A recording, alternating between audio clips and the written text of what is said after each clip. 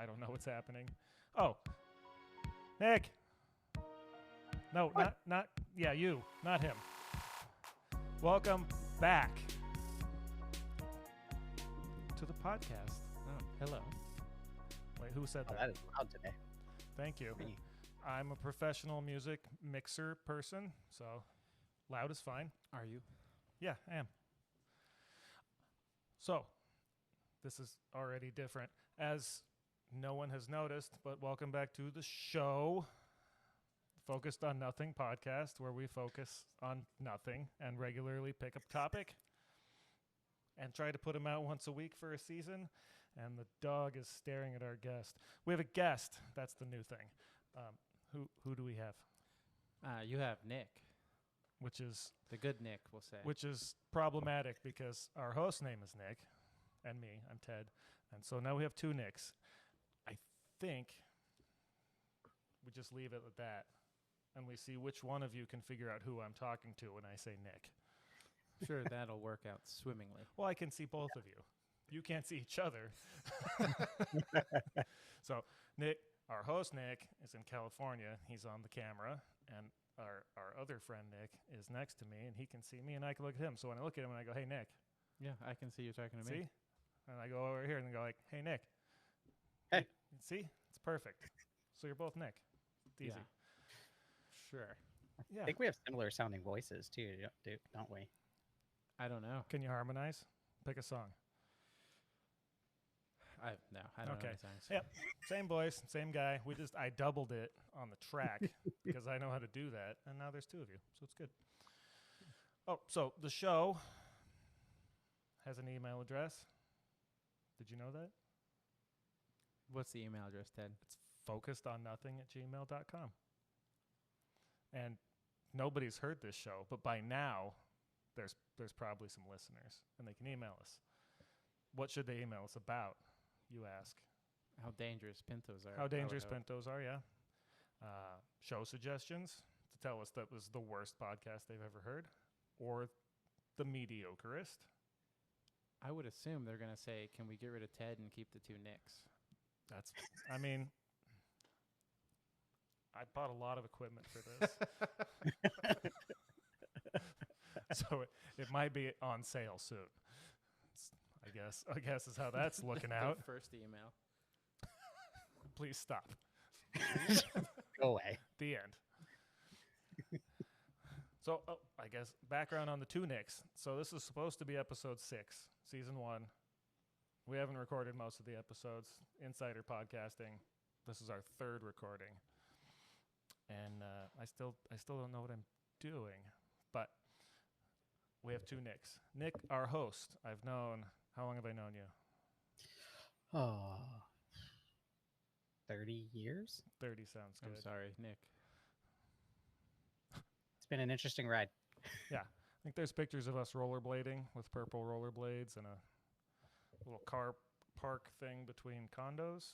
It's one of the earliest ones. Oh, and I've that's- never seen that. Oh, man. I don't know where it is. Ted just dreamed it up. It doesn't exist. I did not dream Yeah. it up. We're going to have to post that on our website when I get around to.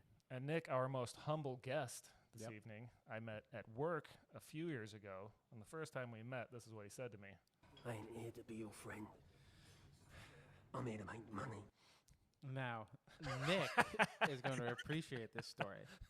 The first I'm words, pretty sure that's how it went. the first words this bearded man said to me I did not have a beard at the time. was, "I came here to work, not to make friends." I don't recall that. That is the most Ted thing I can think No. of. The audio I just played was clearly Nick talking to me. And here we are. And here we are. I suggested, so further background on this episode in particular, host Nick loves cars, has some cool old things. I love cars. Guest Nick hates cars, has given me a hard time for years about a little yellow car that happens to be sitting in my backyard. And so I figured some controversy might be good for the episode. And then talking to him before we started recording, after he's done some research about these little yellow cars, he may have learn some things. I think you're overemphasizing I don't. how my position has changed. I don't know. And hates cars. If Yes. we can just clearly make sure, how many of your cars have I given you any difficulty about? All of them. How many of my cars have you gotten stolen from me? That's a far better question. The answer is 1, but we don't have to tell that story now. Oh, I did. I promised host Nick, the story about the last time I got pulled over, and as long as we're not quite into the cars yet, we'll just go with that, because you got pulled over, right, this week? Yes, I did. Why? Well, the officer decided not to tell me right away. He just took my license and registration and walked away. And when he came back, Seems not, I guess not rude, but short? yeah. Well, okay. So I was it was a 1990 Ford Ranger. Should make that known. And Sweet. so he comes back and he gives me my stuff back and just says, "So I pulled you over because the ball hitch was blocking your license plate." And I said, Ball, said, the "Okay." ball, the 2-inch ball on the back of your truck blocked your entire license plate. Yeah, blocks Okay. like maybe one number, if that. So you got to tilt your head to Yeah. see it. And then he didn't even tell me that I needed to fix it or anything. He just walked away and said, "Drive safely." That was it. Oh, So So it's like, he was just trying to. so that's low key, right? yeah, yeah. I don't know. I'm still trying to figure out what the real reason was. I mean, it was probably just him looking for a reason to pull you over. Yeah, I guess so. But why is the question? I don't know. So last time I got pulled over, I was in the aforementioned truck that Nick got stolen from me. Yep, story for another time. Driving down the road, so this was, I don't know, 10 years ago. We just moved to Mesa. I've got this truck. It's 05 Silverado. It's black-ish, probably semi-primered at the time. But I had the windows just limo tinted because I was young and cool. Long time ago. Limo tint is great. I have the driver's window halfway down, probably. They're crank windows because it's a work truck. They're not electric. Fast lane, driving up the freeway, coming home from work. See the state trooper coming up in the carpool lane behind me, and he gets up next to me, and as he's passing me, I give him a little wave, like, "Hey, buddy," just a hey. I respect the state troopers. I have a high patrolman tattooed on my leg. You antagonized the state police officer. No. And his immediate next decision was to get behind me and pull me over. I was like, cool. So you antagonized the state police. No. I know full well that I have limo tinted windows. So as soon as I pull over, I just lean over the other side as far as I can, like roll the window down. I roll my window down. He comes up to me. He's like, "Hey, any idea why I pulled you over?" I'm like, standard. So window tint. You want to roll this up? I'm like, sure. So how dark do you think this is? I'm like, I don't know. And I didn't. I just told the guy I wanted limo tint. He goes, "I bet it's 5%. I'll be right back." He goes to his car, SUV, whatever it was. Gets his little reader device, puts it on my tint, and he scans it, and he goes, 2% light can get through this. I'm like, okay. He goes, "You have any idea how dangerous this is?" I'm like, "I don't think it's dangerous." He's like, "What if you had dead strippers in the front seat of this truck? I couldn't see them." And I was like, "I wouldn't put dead strippers in the front of my truck." He's like, "What'd you just say about dead strippers?" And I'm like, oh, God. To be fair, Really? the dangerous part happened already in that scenario. He didn't really say that. No, did he did. Like, he was making a joke that was probably not appropriate. And then I made a joke that he was upset by. I mean, that is a common police tactic, though. What? Looking for strippers in your truck? Yeah, they'll say crazy things like, "Oh, you don't have a dead body in here," and wait for your reaction. And if you act like a psycho, It was a single cab truck. Short bed. Yep. I couldn't You hide could a most fit one dead stripper in I there. could not hide a beer can in that truck. Not that there ever were any. Soda can? Like, you couldn't another time I was driving that truck to California for a Spartan race, other host Nick met me there, the Beast and Helmecula. Yeah. I got stopped by Border Patrol taking Highway 8 to California. There's no bed on my truck at this point in time. There's a bag on the floor with my race gear in it because I'm just going out for a day, and a spare tire sitting on the seat. And homie's like, flashlighting around the frame in the back of the truck. I'm like, bro, there's nothing here. There's no people. I'm sure that made him feel very I didn't relaxed. say that. It's like, why are you flashlighting the frame of a truck?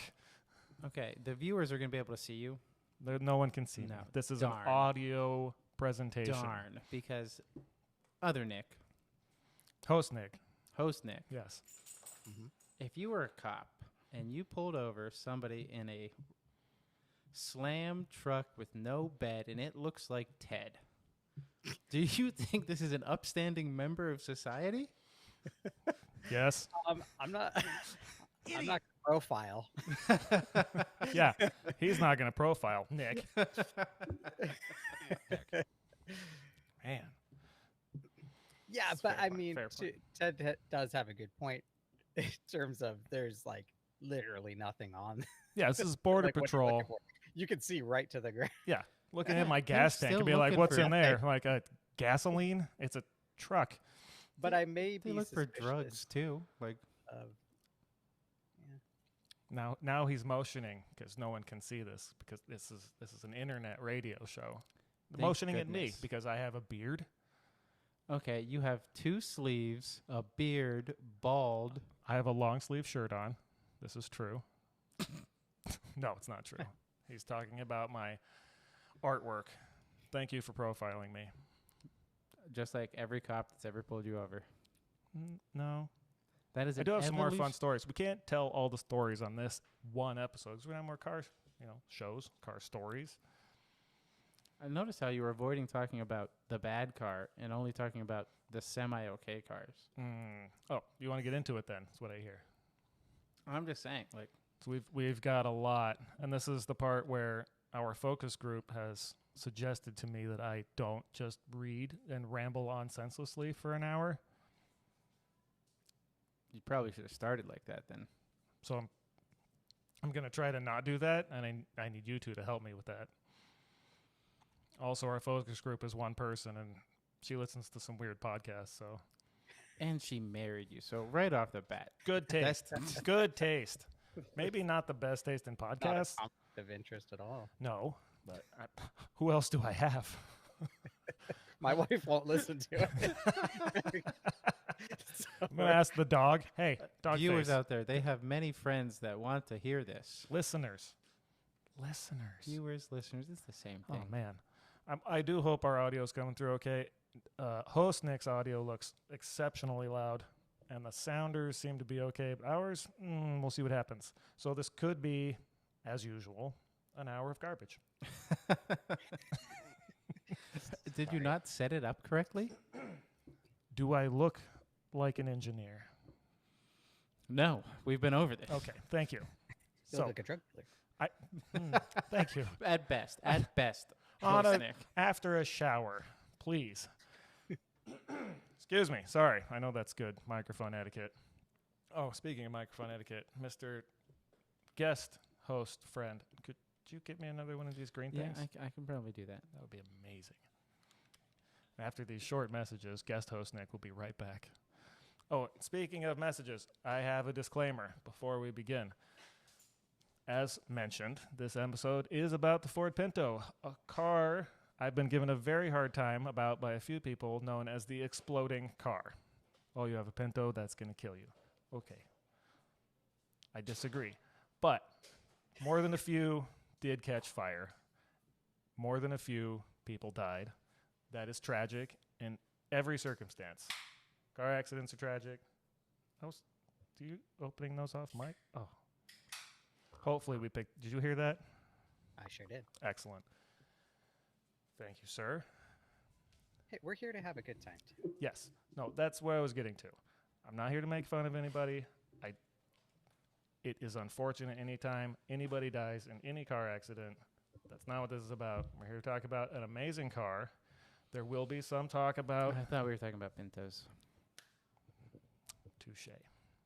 There will be some talk about some accidents.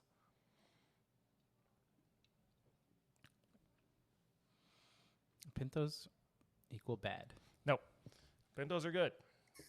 As our guest has concluded, I think, I don't know if he'll admit it, while I'm recording, that they're probably not any more dangerous than any other car made in that era, and that doesn't make them safe. It doesn't make them safe. It doesn't minimize anybody who was injured. But I'm going to leave that there. So that's the disclaimer. This is for fun.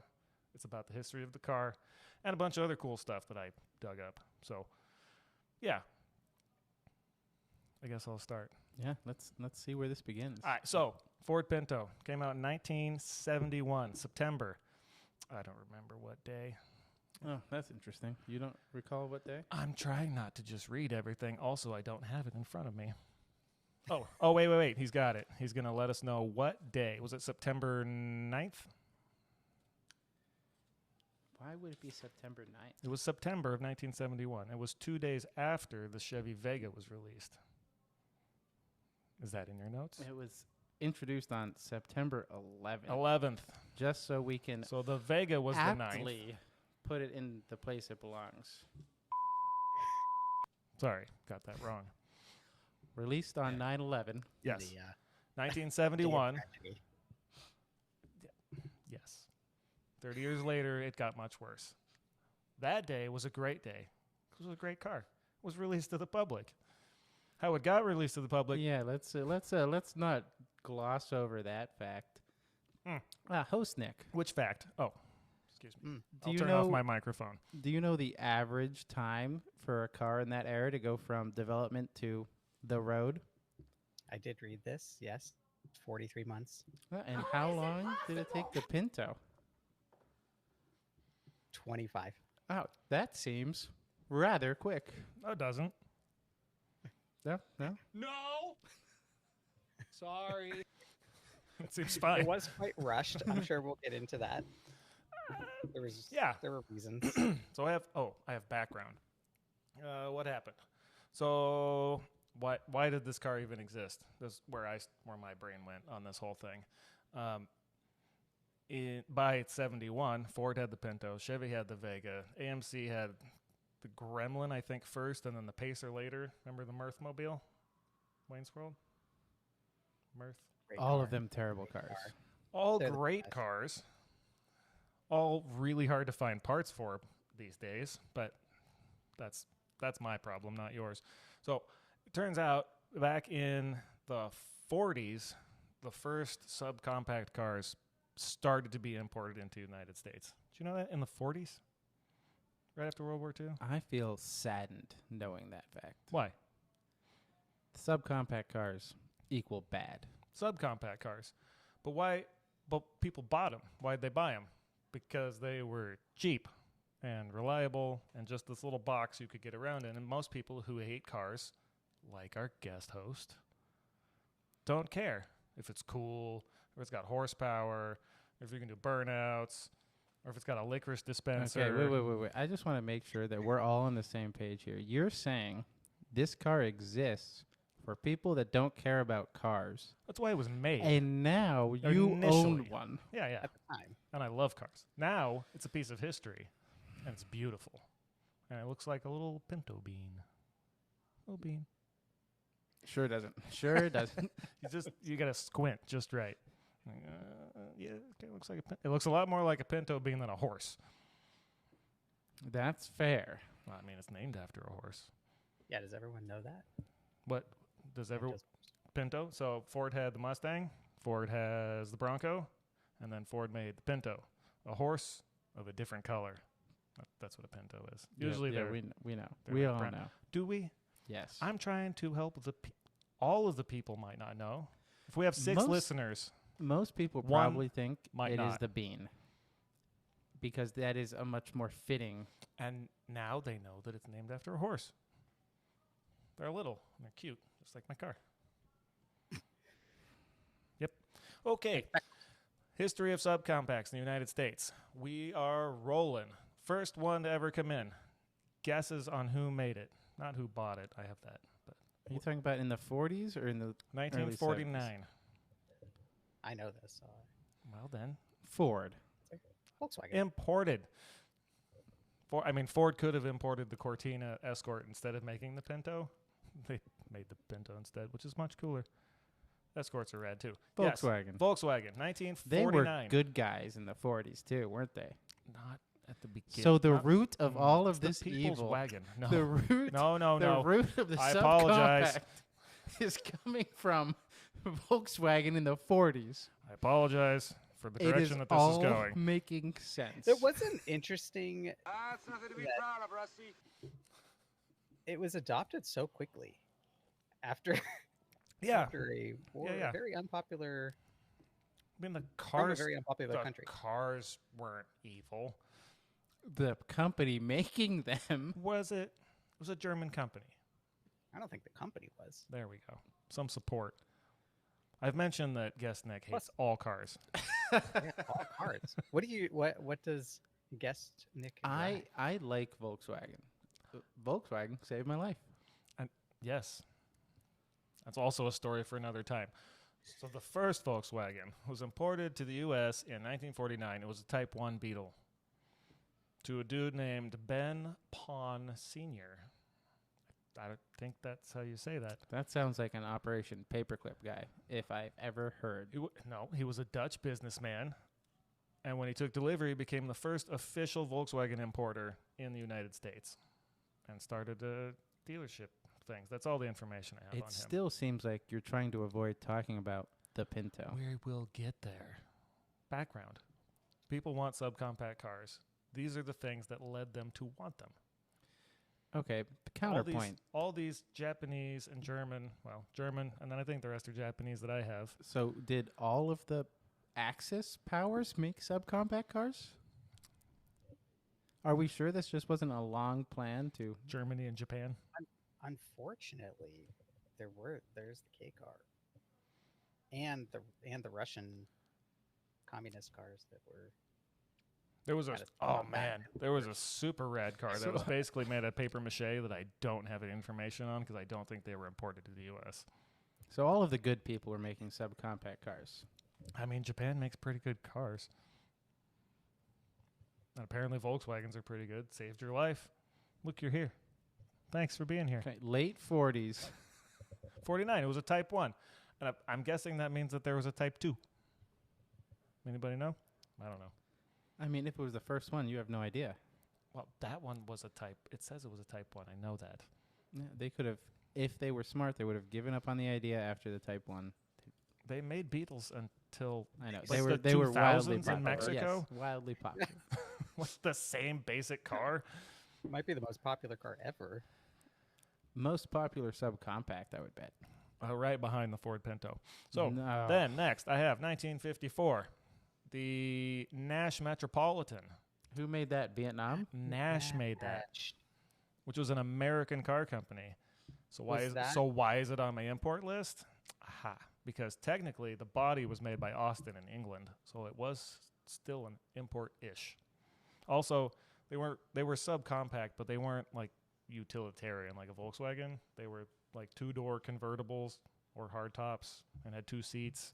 And they looked much cooler. And they were the size of a bathtub, and I don't know how much power they had or speed, but I think it was none. So I have those on the list because it was 1954, and they had this little tiny English-bodied American car. Unfortunately, Nash didn't make it. But the Rambler was really popular. Yeah. There's a song about it. Is it called the Rambler? I think so. No. I'm a rambling man. Fast as a rambler goes. That's in a country song. There is a song about Pintos, too. It's called We Didn't Start the Fire. That's not what that's about. And it's called Ryan Started the Fire. That's the remix. All right, so there's our first two, 1949, 1954.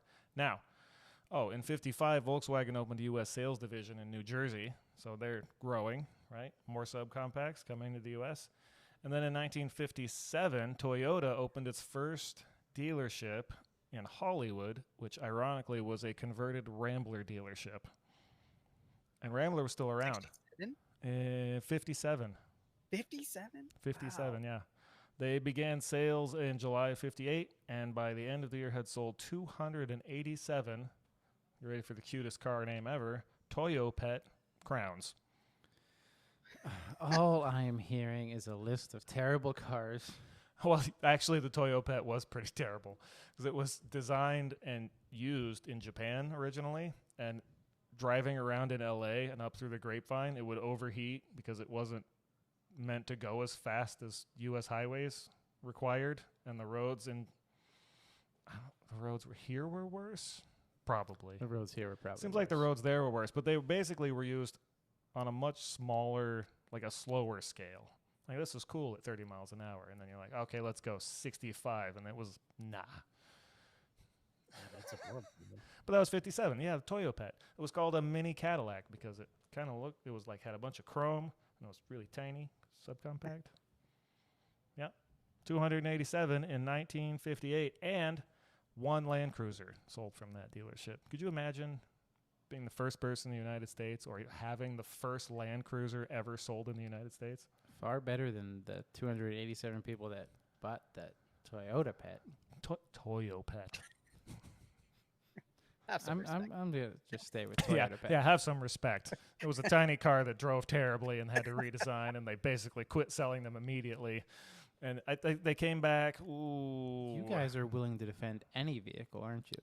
That's what this is. I mean, it It's would a be fun to sickness. drive. It was. I don't think it was the Corolla, but Toyota. After they brought that over here, they're like, we can't sell this here. We need a different car, and they made a different car, and it's been great ever since. Yeah. Uh-huh. I mean, okay. It's been okay ever since. All right. Great's a strong So word. I have a few more, and then we will get to the aforementioned amazing car. 59, Nissan Datsun brought in two models. 66, Nissan again opened a production plant in Mexico for U.S. like North American sales. 69, Honda brought in the N600. Guesses why it was called that N600? I don't know what the N stands for. 600? Anyone? 600cc. 600cc. Yikes. Monster. Had a motorcycle engine under the hood. I think, email me if I'm wrong, focusedonnothing@gmail.com. Anyway, no one's going to know or care. But someone might. I think some of them were two-strokes. It's like a lawnmower. I mean, it was even a four-stroke. It was still. This is just affirming my opinion that all subcompacts are the devil. Idiot. No, don't think so. What did I give? 66. 69, oh, the N600 in 70. I have no new information. So that was that. We have Nissan, we have Toyota, we have Honda, Volkswagen, and then, so that was 1970. And then in 71, we get the Vega, we get the Pinto. I don't remember exactly when the Gremlin or the Pacer came out. I might have notes on that as we Were there get no down Mini to it. Coopers? I did not look those up. Wonder when those got, because those were in the 50s. Don't know if those were made for left-hand drive for distribution in the U.S. Yeah, they probably weren't. I I don't. don't think they were imported. I don't know. I was trying to hit on the big ones that came to my mind because as we've mentioned before on this glorious podcast, you get what you pay for, and I only think to look up a few things, and that's all I know. Yeah, reference AOL on social media not being part of the We'll conversation. do some fact checking. We'll come back and Yeah, I'll edit the heck out of this, and Yeah. never, and then it'll be better than it was. But an article I found on the Volkswagen, which talked about the guy who imported it and all this stuff, was quoted as saying it was the right car for the time. It did a lot. It did for a lot of Americans what the Model T did generations before. It was the. Reading is hard. I never said I knew how. And it goes on to say it sold well because it was a well-built car at a reasonable price.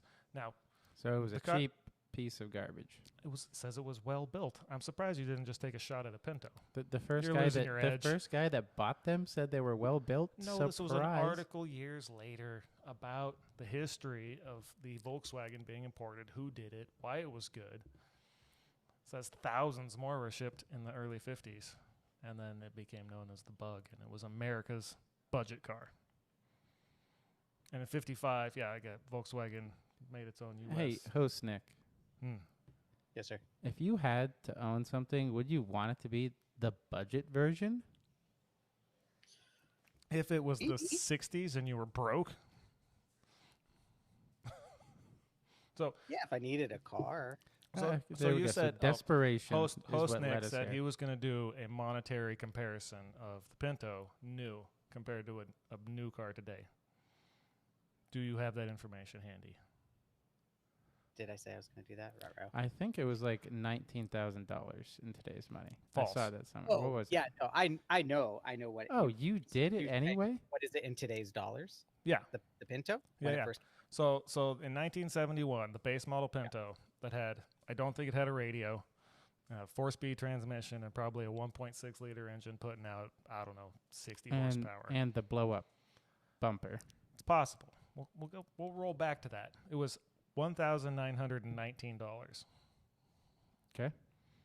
And according to a website that's probably accurate-ish, a website, that's $15,000 and $25. Oh, I was so far off with What'd you say? 19. You can buy a This car is for something. 19.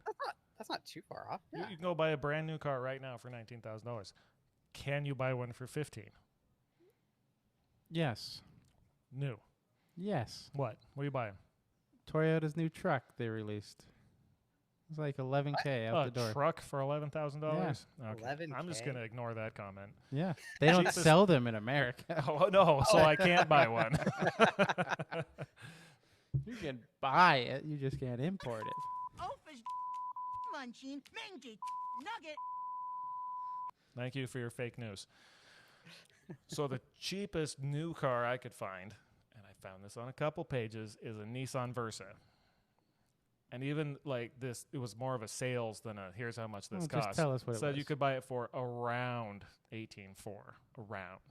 Maybe that's without tires. Oh. Maybe that's without seats. I bet it has a radio. I bet it does. But that's still more than 15. When you hear, so Ford's goal, we gotta go back to the Pinto, was to build a car that weighed less than 2,000 pounds and cost less than $2,000. Why? Subcompact, utilitarian, competition. So they rushed out a cheap car that didn't weigh a lot. What is the average car think weigh in this time? Like now? No, like what does the average car weigh in 1971? In 1971, there were still 4-door, 18-foot long, $4,000 pound like behemoths. That was like normal. Oh, is your car weigh? Oh, it's 3,500 pounds. So just the fact But of the these- Pinto existing put it in a dangerous position. But there was the subcompact market, which was designed to be small and cheap, and they were slow. I wish I had the weights on all those other cars. Oh, I do. So the Beetle, 1,600 pounds. it's not bad. No, Toyo Pet was a big boy, 2,685, but it was a mini Cadillac, so it was fine. Had all that chrome all over it. The first Datsun, it was 1,000 cc, 1971, right in there, right? Sure. The Honda N600, I think this is true. You think? I think says 1,300 pounds. That was like a big motorcycle. Well, it had to be. That engine couldn't move it. 600 cc. They were $1,400 when they first started importing the N600, which would have been 69, 45 horsepower, and a top speed of 83 miles an hour. 45 horsepower. 45. Unless you had dead strippers in it, then that would go down. Whoa, you are going to get the state police knocking on your door, my friend. That was a worse joke than I thought it was. Any of them. Not up a hill through the Driver. grapevine. You'd be done. So all you've done is list reasons why all of these subcompacts were terrible. But they were affordable.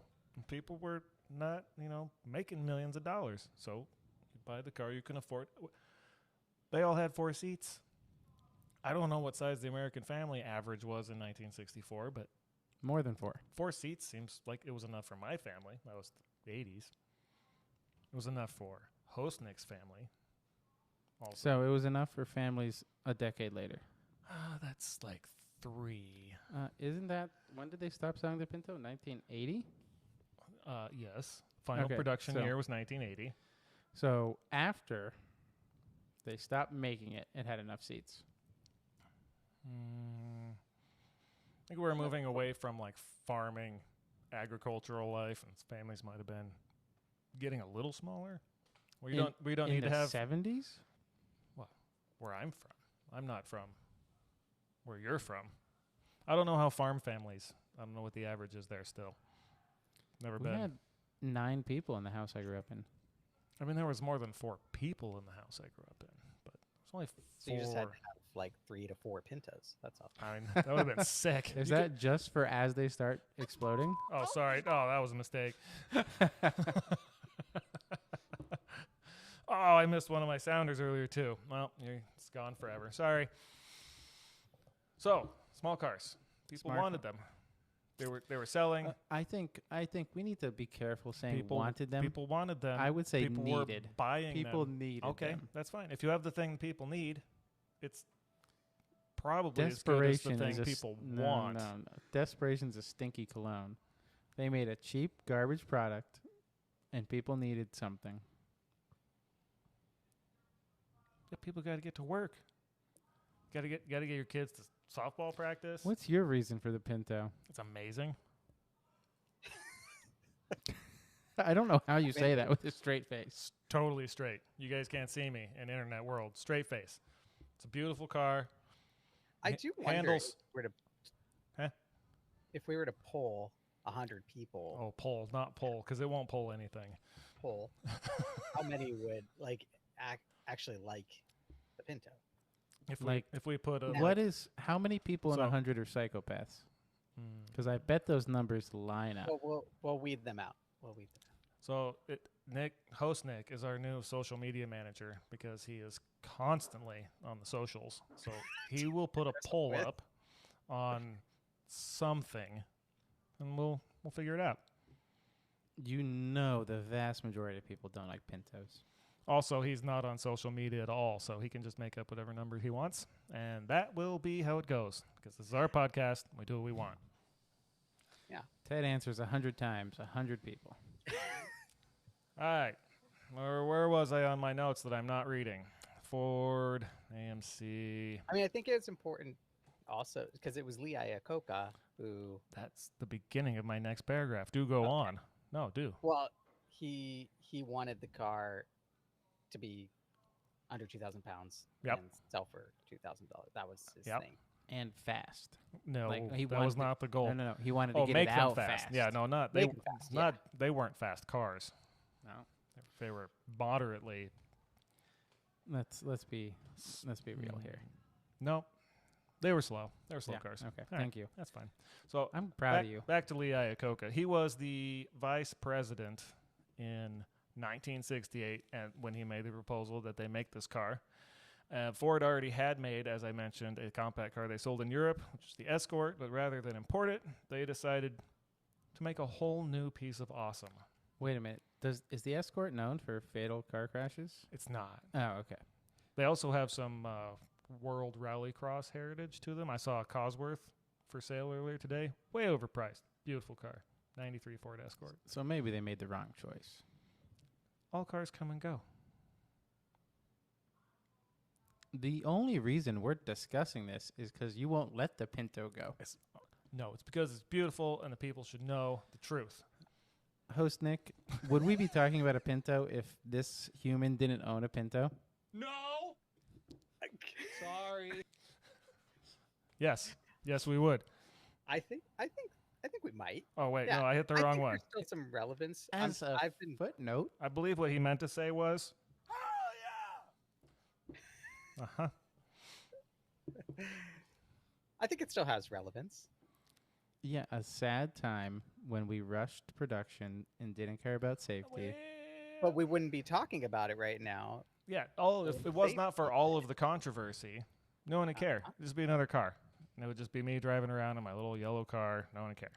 Except they do. Most people don't even know it's a Pinto. I get asked, what year is that? Is that a Maverick? No one's like, oh, that's a Pinto. Don't those explode? Except for guest Nick. Yeah. He's all over that one. Never misses a chance. Appreciate that. I am looking out for my friend. I am trying to keep you from suffering.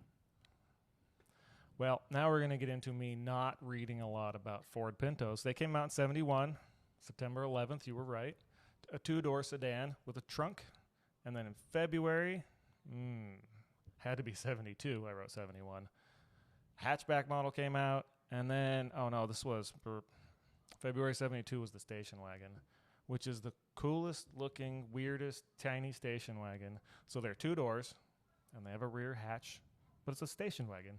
And they only have two doors. It's just silly and beautiful. You could have stopped at silly.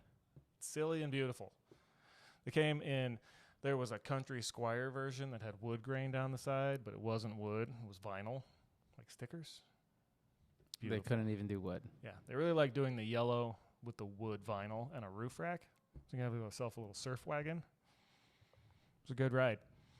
And then, more news. In 77, which is what I have, the standard hatch had a metal, like a normal hatchback metal frame. And then they had another genius Ford idea and just made one out of just a slab of glass. So the back hatch is just a piece of glass. The handle goes through the glass. The hinges go through the glass. There's no framing. Of all of the things that you've given me a hard time about the Pinto being a death machine, that hatch looks dangerous. I'm going to be honest. Yeah, the entire thing is dangerous. But it's so rad because it's just a big old sheet of glass. And you're like, I didn't believe it until I bought the car and I opened the back and I was like, yep, that's just a big dinner plate. What concerns me here, and host Nick, I think I need to understand this from you. Okay. Do you think Pintos are rad? Like, I think they're one of the coolest cars. no, no, one I of the love them. coolest cars ever. They're so like what you got. Like, okay, no. I need the Okay, two of you. no, I do. I I also need the two of you to rank. I will follow up some with cars here. why. The Not you. Not guest Nick. Host Nick. Why? there's there's the nostalgia piece. It screams 70s, which is just cool. I Well, mean, there was What about like a 72 Impala? Those are also very cool. yeah, those are cool. Plus it's a ridiculous car. Okay, there we go. So it is because it is Ridiculously ridiculous. awesome. not what the man said. No, I mean, I'll add in a little bit. My last notes on the production is so they were made for 10 years, 71 to 80. I'm sure you have that in your notes as well. And there were a little over 3 million of them made. It's not bad. And sold. And then, mostly crushed. But 3 million, Bad. it's not a bad sales run. They did really, really well. They were selling like 500,000 a year, which is what a lot of cars. Yeah, nowadays so They maybe only sold 500,000 1 year. Oh, I mean, it was 3 million in 10 years, so if it was half to be 6, that's fine. But it was a lot. There seems to be a sharp drop off from 74 to 75. I can't imagine why. I can tell you, but I got to get into some other stuff first. This episode's going to run long, and I don't care. It's worth it. So I mentioned the Country Squire. Pintos also had Sprint models, which I don't know what trim package that was, but it was a Sprint. They had Rally models. They had Pony models. Some of them had spoilers. Some of them had stripes. Some of them had extra gauges, and some of them actually had factory tachometers. Mine doesn't. I don't think it's a clock, but it's not a tach. It's like a fuel gauge and a speedometer. Huh? Ford loves to do this with the Yeah. older cars. No, I mean, yeah. all I the mean, like time. just Like the nickel and Mustang. diming you, right? It's just ridiculous how many different variations of the Mustang there are. Yeah, I wrote down, but I'm not going to find right now. Like the base model was $1,919, but to get one, I did it in the price comparison. To get one that had like a radio and an automatic transmission was basically the equivalent of a $20,000 car instead of a $15,000 car. Because it was just options in the packages. And like, here, yeah, we did it. $2,000, 2,000 pounds. No one wants it. Oh, but you can get this nicer one for $2,500, and people like the nicer one. I'm not going to blame them. Wait, people like nicer things? And they sold those too. Crazy. I'm just saying. Alright. I'm looking at a steep drop off. So those were a few of the Ford packages, but it got crazier. Some information came out. Have either of you, in your research, your extensive podcast research, heard about the Pangra? Why? What? Why? Did you read about it? No, I did the least amount of research I could do. Thank you. Host Nick, Pangra, anything? Nothing. Oh, all right. Well, then let me not read a lot as our focus group study. It's not a study group. Focus team? It's a single human. The Hey. one person that'll listen to your rambling. She will, and she provides valuable feedback, but she also listens to podcasts that I try to listen to and I can't listen to. So, I mean, it's a diverse relationship. Is it? You've seen her, right? Looks nothing like me. Woman. Hair. No beard. Beard is hair. Just like let's. We're like different people. Okay, so the Pangra. Huntington Ford in Arcadia, California. How far is that from you, Nick? About an hour, 45 minutes. You should go there let and all ask the if they, listeners know where you are. if they have any new Pangras. Yeah, if you want my address.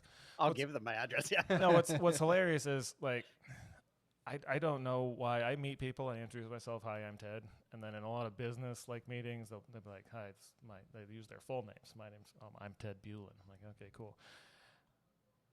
I don't know why that seems strange to me. I don't know why that came up right now. Oh. Anyone that wants to find Ted's house just has to to find Google my house. Earth and look for a Pinto. Well, no, that's where I was going, because like in the county we live in, you can look up the doesn't assessor run or the very clerk, often. and you can just look up my name, and it'll give you my address. Yeah, And that's how it works. You can also get my name off of the podcast credits that has my name. So I don't know why I Tedador Bulin. yes, Tedador. Anyhow, And a pet. Okay, let's just- get to the fun I find part it weird about when I meet Pintos. people who are like, "Oh, it's like first and last name. You must know my last name." I'm like, I'm not going to remember your name at all in about 7 seconds. First year. No, Pangra. Huntington Ford, Arcadia, California, 1 hour from host Nick's house if you want to send him some flowers. So they made 3 different upgrade versions of the Ford Pinto. 3 different. Was one of them just a different car altogether? So this is like a Breda situation. Who what? You know, like the like third party auto tuning. Kind of. I mean, it was a dealership, but they weren't Ford parts that they were putting on them. So there's 3 versions. Jack Stratton, who was the general sales manager at Huntington Ford, wanted to make a fast compact car that could compete with fast import cars like Porsche and Datsun. And so he did.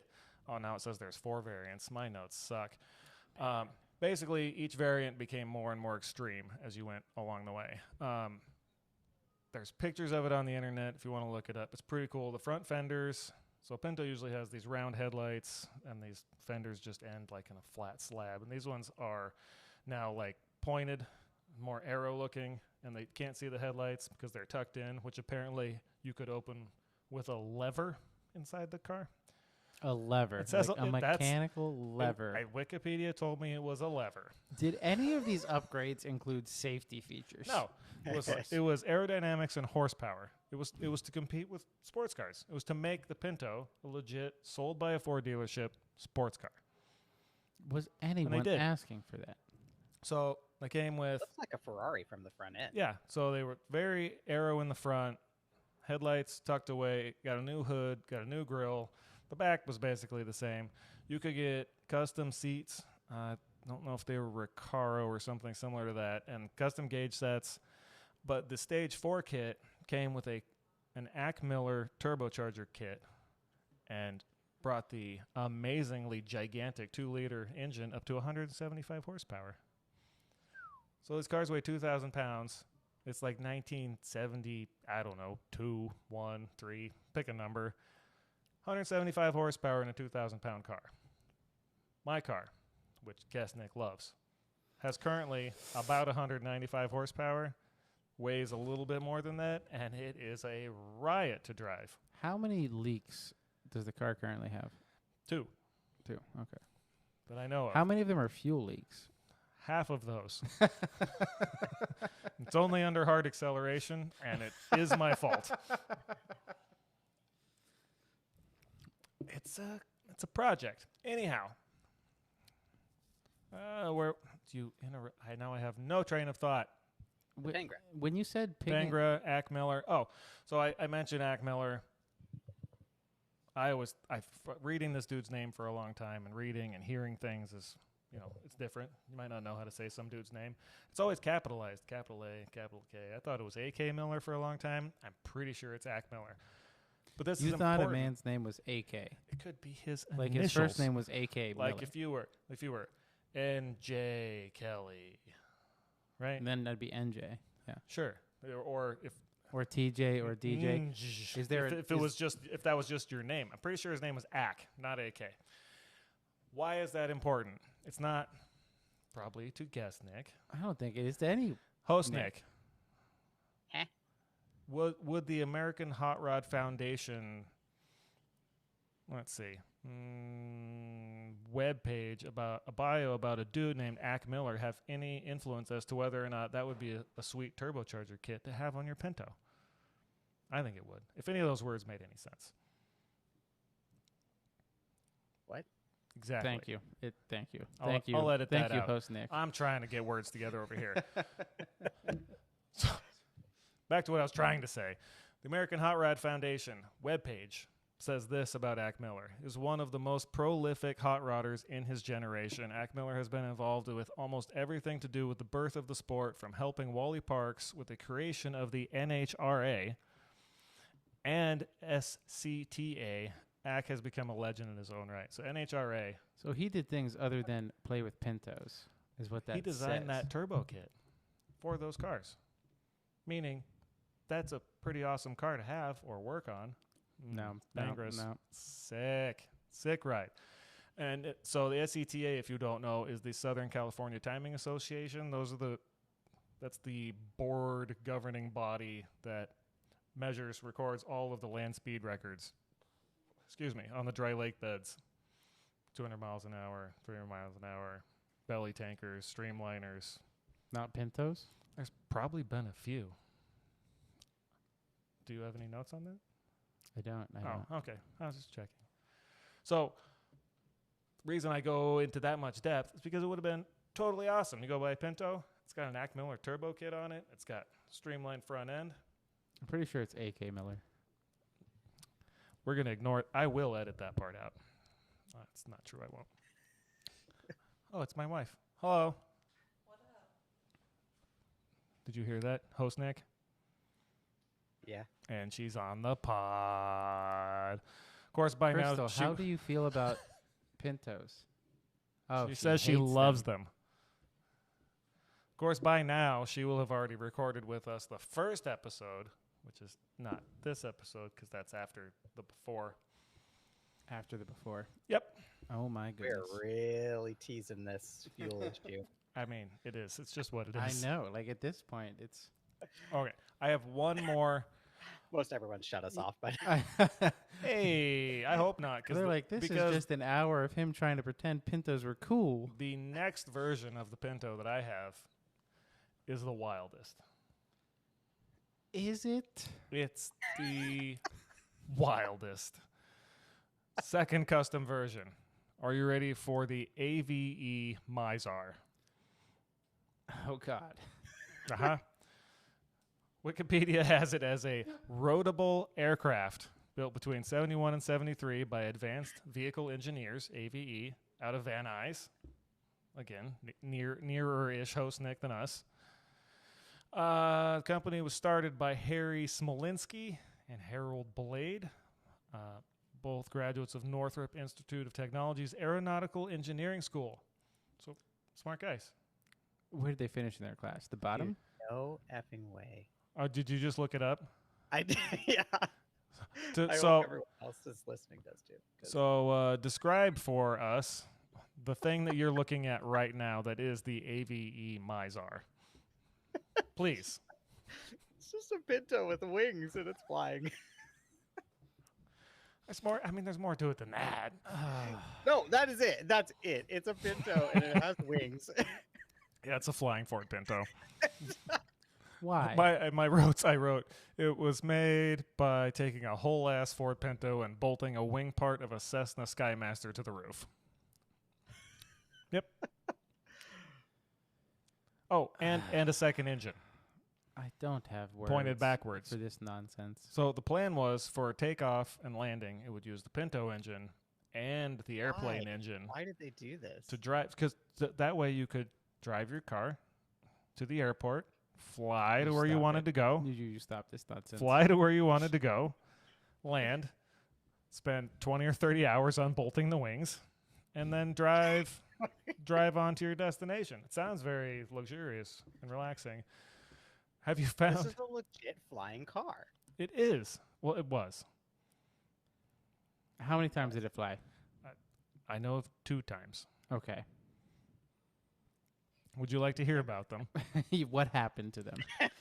It didn't go real well. Oh, what? Like a It did it. Wait. rear-ended A flying Ford Pinto didn't end okay?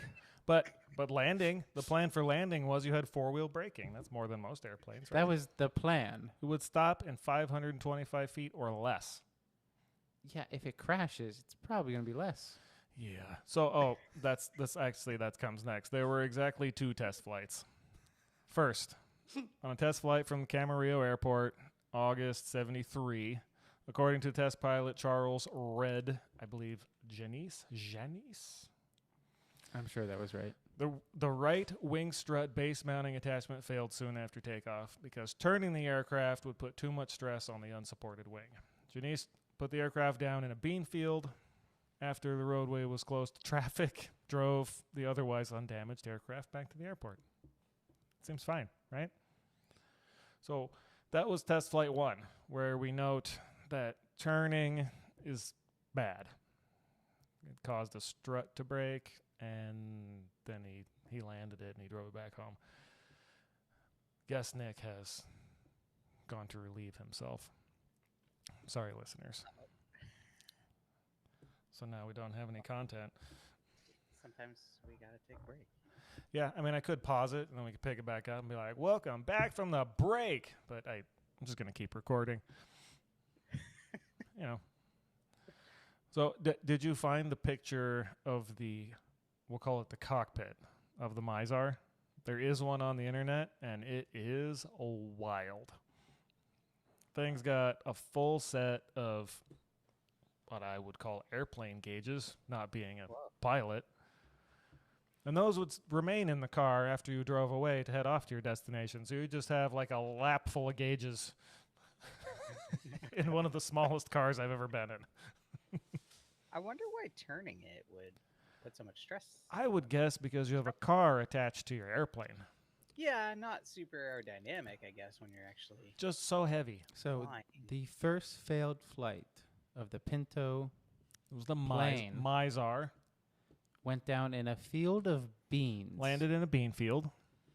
And then drove back to where it took off from. Did it say drove back? Drove the otherwise undamaged aircraft back to the airport. It was So fine. other than the aircraft not being able to fly, Well, it had a was broken undamaged. strut because it tried to turn. Straight flights, it was like a drag plane. You just straight flights. That's it. Yeah, straight flights. This guy's a hero. So second Crazy flight person. of the Mizar. So first one August, second one September, also the 11th. Yeah, this seems like a trend. During a test flight, again in Camarillo, the right wing strut again detached from the Pinto, with Janice, the guy who flew the first flight, not available for this one. Mizar creator Smolinski was at the controls, although some supports say the Pinto separated from the airframe. Air traffic controller Reed Wesk, who was watching through the binoculars, said the aircraft disintegrated after taking off and making a right turn. Okay, why did you bring this up if you're trying to sell the Pinto here? It was a flying car.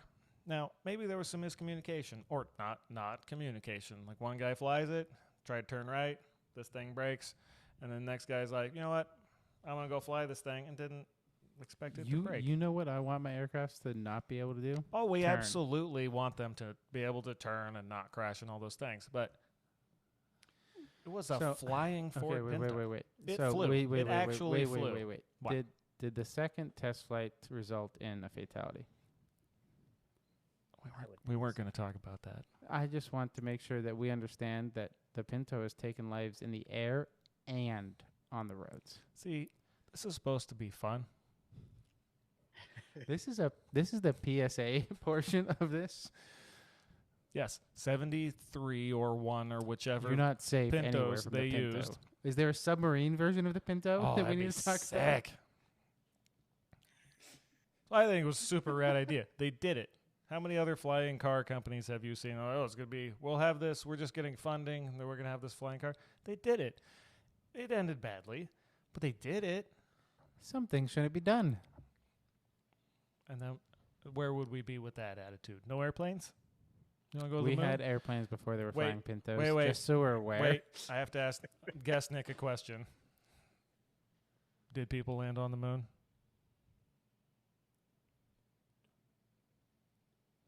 This is a disturbingly long pause. Should we not have done that? I mean, flying Pintos could have worked out wonderfully.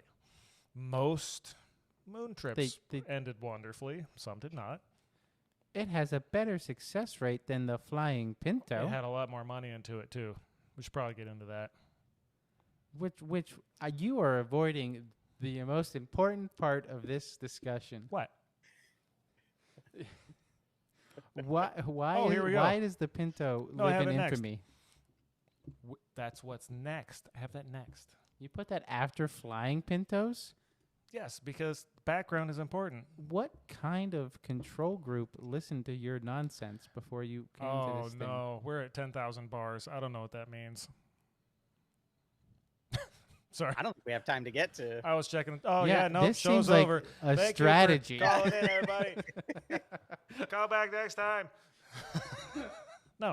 No, we can.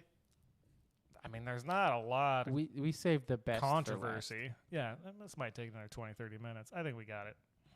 Keep going. Yeah, I mean, we have to tell the people the important part about Pintos. How awesome. Like all subcompact cars made in that time were Not the safest. This one also should have been safer. So, Pinto went on sale to the public September 11th, 1971. Man, I got another typo there. It says 70. Let me just fix that because I'll never read this again. So, October 30th of 1970 must be a 1 again. They had their first recall. That was the next month. it's good track record. Cars have recalls, right? I think all cars have recalls. Probably. I don't think I can take my truck in for any recalls, but I had to take our last Edge in on a recall, which was great because that's a Ford, and the brakes didn't work good, and they just sent us an email saying, "Well, your brakes might not work good, and if they don't work good, you can bring it in and we'll fix it." And I was like, "Please fix my brakes." Why didn't I get that email? So that was I have the same car. No. It was yeah. Oh, that's another point. Host Nick and I currently have the same year model Ford Edge. We had another one before that was a 2011. That was the one with the brake problem. Oh, okay. This one Wait, host Nick, you don't own a Pinto? doesn't have anywhere to park one, yet. or he would. Yeah, I will. You will. That's the spirit. Oh, I will. Okay, recalls. Let's see. Oh, it was.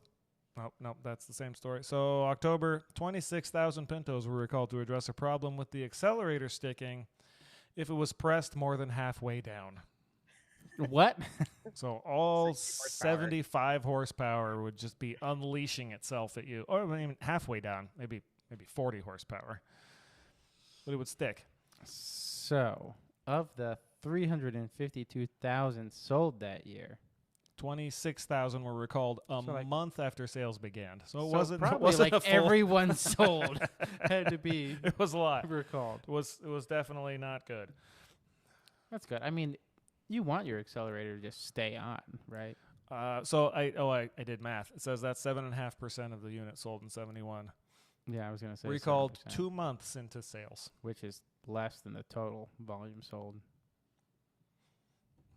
It still sounds like another car that's currently for sale that had a very similar problem that no one seemed to really care about. Cybertruck? No? How many? You know what? Actually, They have a lot more than 80 horsepower, too. Tell you what. if that is your best defense for the Pinto, I don't know if you're going down a bright My path. point is that no one cared. We made fun of it for like a week. They're like, it's fine. Who How cares? many Cybertrucks sold? I don't. Do you know? Was I it don't 3 know. million? Maybe. There's no way. No. No. All right. So that wasn't good. It gets worse. Oh, God. Yeah, we know Why- it gets worse. Why Ted. are all my years wrong? I'm gonna say this was 72 because apparently I can't type numbers when I'm taking notes. March, I think the next year. 222,000 Pintos recalled to address a problem with fuel vapors in the engine air filter assembly, possibly igniting by backfire through the carburetor. So now we're 222 plus 26. That's 248,000 recalled. 480,000 were sold in 72, so Yeah. we're talking about a lot of Pintos getting recalled very early on, almost as if the rushed production was a mistake. Yeah. I mean, they were already catching on fire through the carburetor. So, now we're up to 63% of the units sold in 71 and early 72 recalled for safety issues. And as you keep alluding to, that's the beginning of the drama, right? I think they're doing pretty good at that point. 63% recall rate. I mean, it's cool, right? 37% are good. That's fine, right? 37% of the time works every time. I'm just looking at the units sold values, which tells the entire story. 73, 484. 1974, 544,000. It's pretty good. 75, 220,000. All right. So, you mentioned earlier what the average time was to design a car in the 70s. Host Nick answered that. 43 months. 43 months. Iacocca pushed that to 25 months. 25 months. So the goals are pretty clear. Build this car as cheaply and quickly as possible. Weren't there also stories of internal pushback on anyone that raised safety concerns? That is 2 paragraphs away. Yes, there was. And I have a sounder for that. Yeah, we need to talk about that. We're getting there. Yeah, now we you know have why avoided they exist. this the No, whole I'm- time. Well, I'm working through my notes. Host Nick, go. no, I don't want to. No, you had something to say. I'm not trying to interrupt you. No, everyone's blaming poor Iacocca, who was, let's face it, was probably a dick. But, And not poor. I mean, there wasn't a single whistleblower. There wasn't. No, there that's the wasn't wildest one part.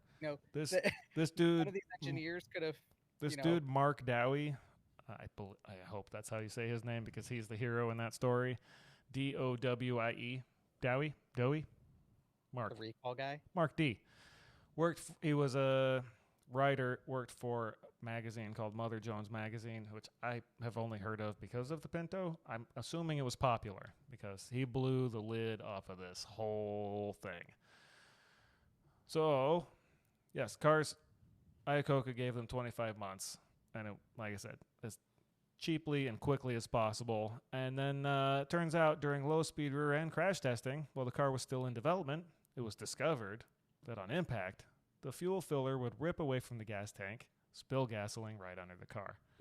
Which if you then have heat or an exhaust pipe or a spark from some bolts that might be too long from some suspension that they decided not to trim off, you might get a spark. And if you do, you have a fire. And then, unfortunately... Didn't the differential bolts also puncture the gas tank? Yeah. The gas tank would get driven into the rear differential and or suspension bolts that weren't trimmed away. to puncture it, and then any one of those things can cause a spark and then catch on fire. As a result of this, as I mentioned earlier, big bummer, there are recorded 27 people who died in fires in the 70s. That Ford knew about. And Ford basically knew it was going to be a problem and decided to do nothing about it. And when we decided to do an episode about this, host Nick and I mentioned that it was, we talked, Pinto and controversy, and what did I say? It's Fight Club. Has anybody seen Fight Club? Everyone has seen Fight Club. So no spoilers here? It's impossible to spoil Fight Club. But that was the claim, and when I first saw Fight Club, I didn't have a Pinto then. I was so young, so free. It was Durden explaining that he worked for the insurance company? No, it was the other guy. He made soap. Yeah, the other guy. It was the other guy whose name I don't remember. I'm sorry. He was an insurance adjuster, and it was, if it's decided that it's cheaper to pay out the insurance claims, then we don't fix the product or whatever it was, and we just pay it out. And that's kind of how Ford apparently felt about it. And when that became public, the Pinto became known as the exploding car. Because it did, in fact, explode. Not explode. I mean, some caught on fire, which is not good. I'm Don't not we saying have- that was good.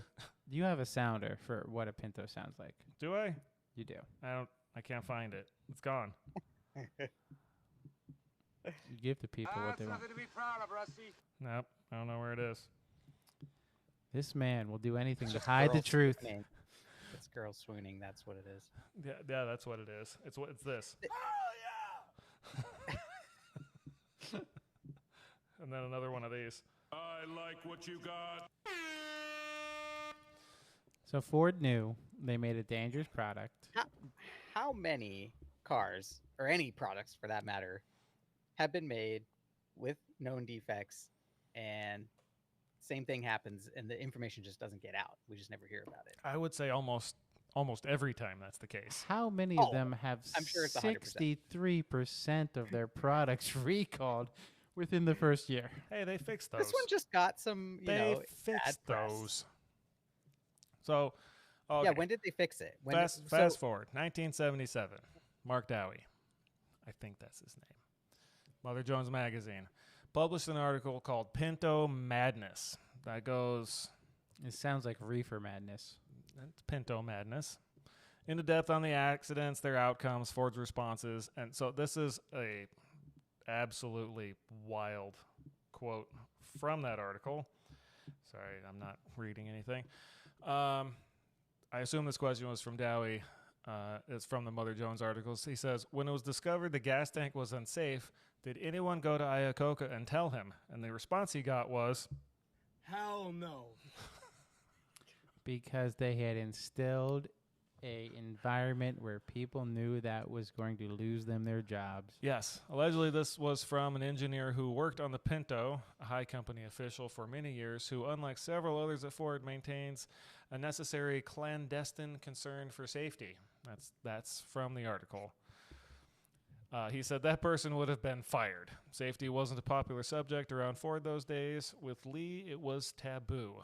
Whenever a problem was raised that meant a delay on the Pinto, Lee would chomp on his cigar, look out the window, and say, read the product objectives, and get back to work. Because Ford knew the crash test requirements were changing. Yeah, the National Highway Traffic and Safety Association eventually forced Ford to fix it. The lawsuits influenced it heavily, I'm sure, but the NHTSA... But it didn't make them do anything. It wasn't until... Uh-huh. So even after the lawsuits and people tragically losing their lives, Ford wasn't going to do anything until someone They didn't made have to, them. no. And no major corporation would. I'm not supporting that reality. I'm pretty sure that's just how it is. You own the product. I'm sure some people got fired after the fact anyway. Maybe. So then my notes, I get more... Because what I read was that they could have fixed it for $11 a car, and Yeah. they obviously Yeah, refused. didn't all they do is put a little like sheet protector in there? Yeah, like a Yeah, baffle. more or less. I mean, my car's got it. It's a plastic sheet And then That's they, what I was I gonna think they ask, like, made put in some shorter bolts, and they're like, it's fixed. And it was actually, I read another article that I don't have reference to that was, I think it was a National Highway Traffic and Safety Association or Administration test. They were testing a 76 or 77 that happened to have that baffle involved, and they expected it to rupture the tank and catch fire, and it didn't. And they're like, hey, what happened? What's different? It was because it had the thing. It had the $11 thing. And realized, see, so, it's just what's more interesting to me is how many people were complicit in this. it Not wanting to go tell people the at boss, Ford. Nobody wants to go tell Iacocca because he's an asshole and he's going to yell at me and fire me if I bring it up. Yeah. But you could have, they could have found $11 to shed off of that car. No, absolutely. And Everybody, it seems like everybody was just too afraid to bring it up or try to change it or cause any delay whatsoever for fear of their own employment. Yeah. But so Mark? Yeah, it was Mark, Mr. Dowie. Published and allegedly got a hold of this thing that's known as the Ford Pinto memo that calls Ford's design decision a gross disregard for human lives in favor of profits, which then led to major lawsuits, inconclusive criminal charges, a costly recall of all affected Pintos, and, of course, Ford lost several $1 million and gained a reputation for manufacturing, quote, the barbecue that seats 4. Jesus. I didn't write it. And you still bought one. I think they're rad little cars. Having driven it on the freeway, I mean, it feels like you're driving A rolling death a machine? roller skate. Like, if you just imagine yourself inside a roller skate, looking at the world's smallest windshield, holding a steering wheel, small. I don't know what do I describe it. It's like the size of a disc golf frisbee. Like, it's the tiniest thing. And then you get passed by what looks like the largest tractor trailer on earth, and you look over to your left, and it's a Prius. Like, it's a whole experience. It doesn't sound like a good experience. It's fun though. And now with all that more horsepower, it's way more Barbecue fun. that seats 4. That's what that was in quotes.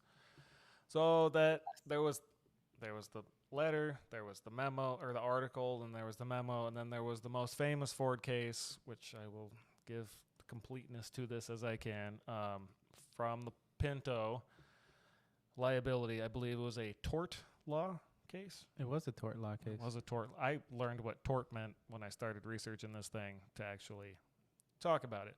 But it was Grimshaw versus Ford Motor Company. I believe there was 2 people in the car. It was struck. It caught fire. The driver passed away. I believe the survivor was that driver's child, and they were awarded some millions of dollars, $3.5 million punitive damages. Which is a lot of money at that time. I would rather have my parent, but yes. Yeah, I think we all would, but The jury apparently declared that they should get $125 million, and the court reduced it to a total of what looks like 6. But won't bring anyone back. What mom was like. But Maybe she sucked. yeah. More recently, 1991, a well-known law review paper by Gary Schwartz argued the case against the Pinto was less clear-cut than commonly supposed. And then it kind of diminishes the reality. It says only 27 people ever died. That's 27 too many. But given that number, it was no worse than typical for the time and far less than the hundreds claimed by safety advocates. yeah, no. After doing research on this, I will cede that the Pinto is no better or worse than the Gremlin or the Vega or any other of the Or the subcompacts Beetle of that era. or the no. N600. The Beetle still had a better safety record. Did it? The engine Yes. was in the back. Yes, it did. Those are known for catching fire without getting hit. They are. How many people died in Beetles? Well, since they weren't hit, you could probably pull over and get out of it. Oh, okay. But they That's- are still, to this That's day, a long way to say no. known for setting themselves on fire while driving. I've never heard them called the barbecue that seats 4. No, that was that was That was aggressive. That's a rough. that was very name. aggro. But it's they But caught on fire. I stand by at the end of this all. Why would you want a subcompact from the 70s? Why do I want one? Why would any human want one? When it was the 70s and they were affordable cars, I could see why They were anyone just- would want one. No. And if Today, you wanted to own a Ford, I will forgive the people from the era they knew no better. Forgive them, they know not what they do. You know better. yeah, Why, of all the cars from the 70s, would you want the subcompact barbecue that seats 4? that's not what I was looking for. That's what I found. So that's what I bought. I was looking at Gremlins. I was looking at Pacers. I was looking at Vegas. There's not a lot of them available. Surprise. I was even looking at Host Nick mentioned earlier, the K car, because Reliance are just amazing, even though I hate Dodge. Dodge fans, don't listen, whatever. You made it this far. Stop listening now. But just because of what they are and the moment of time that they existed, to have any one of those things, I was fine with. It happened. I found a Pinto in my neighborhood that was in pretty decent shape, and that's what I ended up with. Was it in the dump? The dump is not in my neighborhood. I don't live in the classiest neighborhood, but it's not the dump. Was this car abandoned on the side of the road? It was in a garage, actually, and it ran. Does it run right now? I fired it up earlier. You want to go for a ride? I No, we want shouldn't. to live. I've had too many green cans of deliciousness. So, speaking of cars that catch on fire and not deflecting at all, if you go to Tesla hyphen, that's just a horizontal Once dash, again, I don't know if your defense. fire.com, there are currently, let's see, total Tesla fires as of 8/22, that's today, 232 confirmed cases. Fires. Not deaths. It's not a direct comparison. There's more than one model. Of course, there was more than one model Pinto. Those are all lumped up Oh into yeah, one. we heard all about the models. Yeah, I don't know of any Pangras that caught fire because those are super sweet race cars. Anyhow, the list of descriptions of the incidents with these things make them sound a lot more concerning to me. Are they ever called the barbecue that seats 4? Well, so the page has dates, I think they years, said more than that. case numbers, sources, which I'm not going to get into, and then a very brief description. And I don't know if this is written by first responders or reporters or what have you, but it does get pretty wild, such as Tesla ignites in garage. Tesla spontaneously ignites. Tesla crash on highway. Stays on fire for hours. Tesla veers left and hits wall. Oh, I that one think wasn't on fire. We can all agree that cars that catch on fire when they shouldn't are bad, right? Tesla burns in parking lot during 49ers game. Apparently it hates the 49ers. This seems worse though because they're just spontaneously. And then you can't put them out out. a Yeah. battery fire. I would say just have to if wait it for it to doesn't burn out. roast people alive, Oh, it here's- is better. Here's a true American. 2 Tesla explode next to garage filled with ammo. Hell yeah. Oh. July 22nd, 2022. Total Tesla at junkyard ignites 3 weeks later. The battery doesn't change. It's still there. It's just no one cares. If anything is unsafe, Why is no one talking it's about these brand new things that Because just like to set themselves I on did fire. not hear you list one thing of mother burns to death as child escapes death trap. Because I am not trying to make this a bummer, buddy. I was trying to tell the whole story, and I did. Oh, here's a good one. Oh, from Spain. What? Wait, no. But no. The whole story. What are Pintos most famous for? Oh, there it is. Okay. And we didn't start talking about that part until what minute mark of this podcast? Because it's actually only a side note in their actual history. What? Yeah. It is the No, defining chapter it's in what- the it's history what- of the Pinto. It's what most people have heard of and what most people think of. And is it any more dangerous than any of the cars that were around at the same time? The Toyotas, the Nissans, the Hondas? No, it's not. Yeah, because they were all equally dangerous. There was a memo that probably shouldn't have been written because honestly, that state shouldn't have existed. They should have solved the problem if they knew they had one. The memo was written, and the memo got out, and that's why it's famous, in my opinion. Not because it's an unsafe car. It's a subcompact car from the 70s. None of them are overly safe. That's the one that got all the publicity. So what are the closing thoughts here? Teslas are terrible. Pintos are fun. Not any less safe than any other car from the 70s at that size. And that if you want to buy a car and have some fun, you should. And you know what Pintos are? Affordable. They're not that common. You can't really buy parts for the interior, so good luck to all of you if you decide to go down that road. But it's a little tiny hot rod. It's a good time. I recommend it. It does get hot. I do not recommend any subcompact from the 70s. Fair. Host Nick, conclusions. Takeaways? Yeah, you should get a Pinto. There it is. We've done it. I'm We greatly win. saddened. We've officially won. We've told the entire story. We missed no details. It was fully coherent. I did not know that there were flying Pintos. I am not surprised to learn that both of them crashed.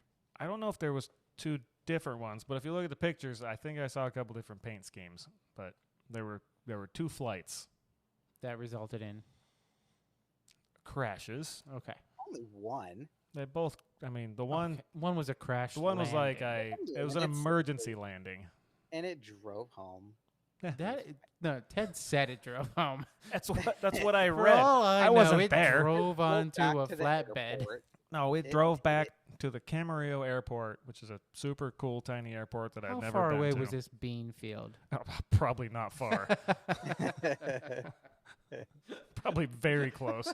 Because they said he took off and tried to turn right, and the strut broke. And I'm like, okay, what are we? Quarter mile? Half a mile?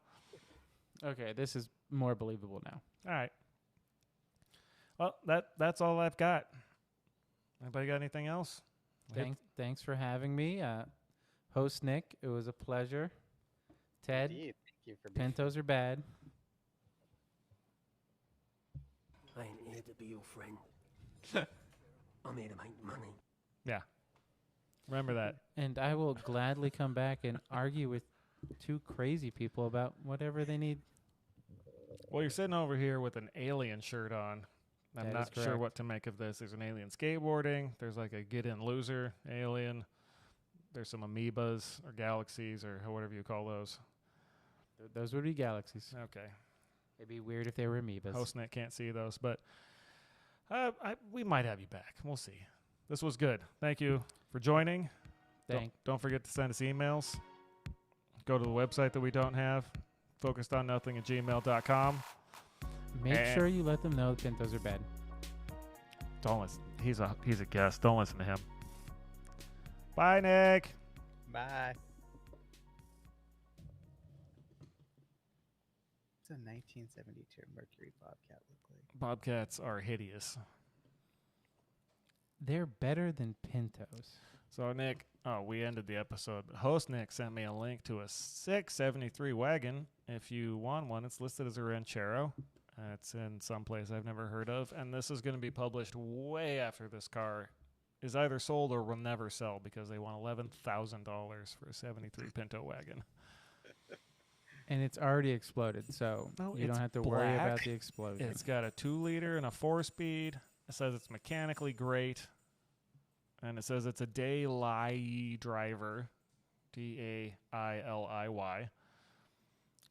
I would expect a Pinto owner to spell it like that. Daily driver. In SoCal. Come and get it. It looks pretty nice. I think it's Got fresh very paint. nice. Looks can be deceiving, just for everyone out there. No one cares what you have to say. I'm kidding. I'm kidding. We love Nick. Except he likes Bobcats, and Bobcats are less good. They're less good. I said trash a minute ago, but I say they're less good. Yeah, compared to the Pinto, they look better. No. They're still bad. Grill is so ugly on them, though. Yes. That's one part. How many Bobcats blew up? That's what I thought. I would go with whatever percentage of Bobcats there were versus Pintos versus before they got repaired. I think there that were many. only like 400,000 Bobcats. Yeah, versus 3 million. So And that's heavily you're a front-loaded. little over Just so we're 10%. all aware, that is a heavily front-loaded number. Like For 3 almost million? half a mil, almost half a mil, almost half a mil, almost half a mil. 6 They more tailored years. off at the end there. 185 in 1980. They To be tailored off fair, at 1975. yeah. To be fair, 79s and 80s are hideous. Square headlights, it's terrible. They're all hideous. All right. Who was still buying them after they knew? Like, how did they still sell 200,000 of them? Well, they did the They whole were recall, cheap and people were and desperate. they were still cheap, and then they Yeah. were less expected to blow up, but probably mostly they were still cheap. What was the price of a 79 Pinto compared to like a 73 Pinto? You're gonna have to check your own Google Box on that one, my guy. This is after hours here. This is extra. This is after Extra dark. innings. Yeah, I don't have any more stats. This is just freestyle. You did Nope. your best to prop up Pintos for an hour and a half. I gave the background as accurately as I could coherently attempt to, which almost worked. It was pretty coherent. It was all good until I brought up the Pinto plane. I think it that was mostly immediately no. crashed. The Mizar is the best. All right, now I'm really gonna sign off. What? $3,400 in 1979. That's pretty Not good. cheap. It's not cheap. It's not terrible. What does a '79 Mustang cost? More than that. Yeah, well, they Because were it's a better car. much uglier in The '79. 79 was not a good were- year, but it's still better than a Pinto. They were using the Pinto engine in Mustangs. But well, I mean, the 2.3 Lima, as it's known, was in Pintos, Escorts, Rangers, probably Rangers. the what was the Courier, Tempos, Taurus. Like Yeah. they use that thing Man, that is a forever. bad list of cars. That is Thunderbird, just a- Mustang. The Ranger? okay, Ranger is Yeah, the only one in now there you're that's attacking okay. him. He won't take that. That's the only one in there that's okay. But Tempo, Escort, like we're not talking about some. This is not the Thunderbird, A-listers. the They're- luxury Ford Thunderbird. They're not Ford's most, It's not the best brightest car hour Ford. of Ford. I mean, technically, the engine that's in my car is from a Thunderbird. Yeah. it should have died in the Thunderbird. It lived in the Thunderbird, and that's why it's so good now. What's wrong with the Thunderbird? I just wish that engine would have rested in peace in the Thunderbird it came in, rumbles and didn't happily. get Oh, it does back. desecrated in a Pinto. All right. Nick, it's been a riot. Other Nick, it's been a riot. I'll let the listeners decide who I'm talking to there. But I am signing off. Sayonara. Goodbye.